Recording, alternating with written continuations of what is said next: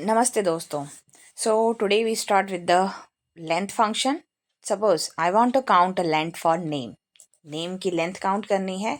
So कितने character हैं name में? Name length. तो उसके लिए हम क्या function use करेंगे?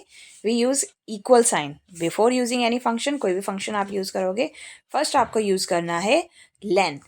और लेंथ के बाद आप स्पेसिफाई करोगे कि टेक्स्ट कहाँ पे है. तो जैसा कि मेरा नेम है वो B2 सेल पे है, मैंने नेम की लोकेशन स्पेसिफाई की, देन एंटर. तो ये आ गया कि राजेश कुमार, प्रिया 12, अनिल मेहता 10, लाइक दिस. तो ये हो गया मेरा नेम का लेंथ. अब मैं आपको एक इंडिविजुअली यहाँ पे दिखा देती हूँ. जैसे कि मैंने लिखा यहाँ पे पीटर थॉमस. तो पीटर थॉमस का मुझे क्या करना है? लेंथ फाइंड करनी है. तो I click on length and मैंने किया पीटर थॉमस. तो आप सेल का एड्रेस दे सकते हो क्योंकि यहाँ पे टेबल फॉर्मेट बन चुका है. तो यहाँ पे इसलिए वहाँ पे आ रहा था नेम. तो I12. तो यानी कि पीटर थॉमस में टोटल लेंथ कितनी है? 12. तो लाइक दिस वे आप यहाँ से फॉर्मूला बार में देख सकते हो कि उसकी लेंथ कितनी है. सिमिलरली अब लेंथ के बाद अगर मैंने यहाँ पे नेम डिलीट कर दिया तो वो 0 लेंथ हो जाएगा क्योंकि फंक्शन ऑलरेडी वहाँ पे है. लेंथ के बाद मुझे करना है नेम को अपर केस में, राइट. तो अपर केस किसे? नेम को. तो नेम को अपर केस में करने के लिए we use upper function. Upper function को हमने यूज किया and then we specify here B2 है, देन ब्रैकेट क्लोज, एंटर. तो ये आ गया name is in upper case.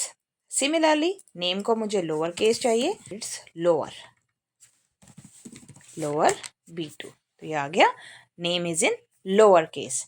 Then there is next one proper function. तो प्रॉपर के केस में क्या होगा? First letter capital. तो यहाँ पे इसे हम कंप्लीट कर देते हैं. लेंथ इक्वल प्रॉपर में मैंने डिफाइन किया B2.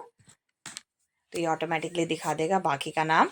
तो प्रॉपर के केस में क्या होता है? फर्स्ट नेम, नाम का फर्स्ट लेटर और सरनेम का first letter capital, Rajesh Kumar, like this, जैसे कि नॉर्मल यहाँ पे लिखा हुआ है.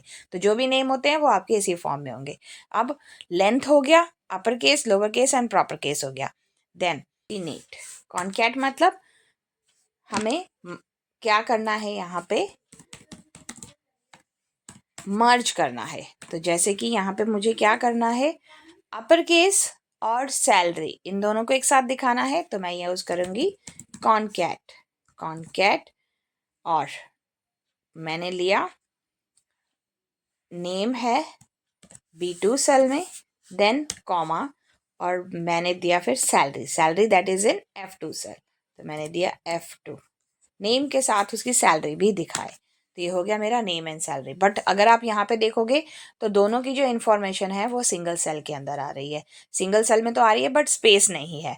तो मैं इनके बीच में एक सेपरेटर देना चाहती हूँ. अगेन आप प्रेस करोगे फंक्शन की F2 और इन दोनों के बीच में मैंने दे दिया हाइफन का साइन एंड देन कॉमा. अब आप प्रेस करोगे एंटर. तो सभी के बीच में आ गया राजेश कुमार, सैलरी, दिस.